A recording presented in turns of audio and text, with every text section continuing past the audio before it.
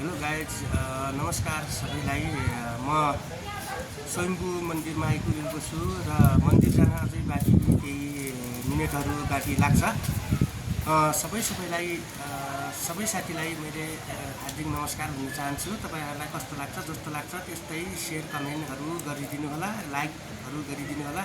मैले बुवालाई लिएर यहाँ स्वयम्भू मन्दिर दर्शन गराउनको निम्ति यहाँ काठमाडौँसम्म आइपुगेको छु। डाङदेखि मेरो घर डाङ तुलसीपुरमा पर्छ र सबैलाई यही स्वागत गर्न चाहन्छु। बुवाप्रति तपाईँ के भन्न चाहनुहुन्छ? जब समाजसेवी 2 किलोमिटर बाटो खन्नु भएको थियो र बाटो खनेर एउटा विश्व नेपालमा भाइरल हुनुभएका चन्द्रवीर ओली जो मेरो बुवा, म लोकराज ओली भएको छोरा भएको कारणले यहाँ बुवालाई लिएको छु। केही इच्छा गर्नुभएको थियो र बुवालाई म केही 1-2टा कुरा सोध्न चाहन्छु र बुवाले के भन्नुहुन्छ, यहाँ मन्दिर आएको बेलामा कतिको खुसी हुनुहुन्छ र कतिको खुसीको अनुभूति गर्नुभएको छ यहाँ सोध्छु।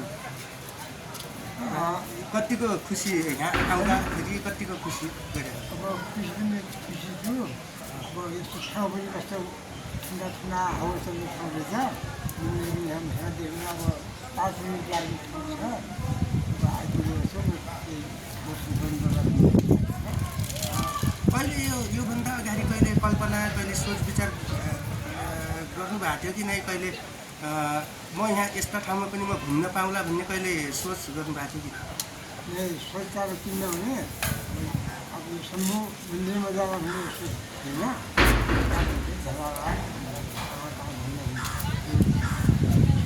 चिनिया पनि छिनौँ त हामीले तर आज यहाँ आइपुग्यो।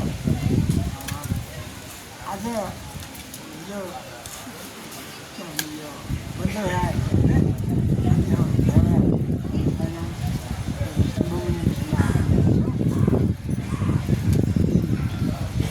ल ठिक छ, म अन्य कुराहरू पनि म सोध्दैछु र बाँकी मन्दिरमा गएको अन्य बाँकी भिडियोहरू म फेरि पनि देखाउने प्रयास नै गर्नेछु।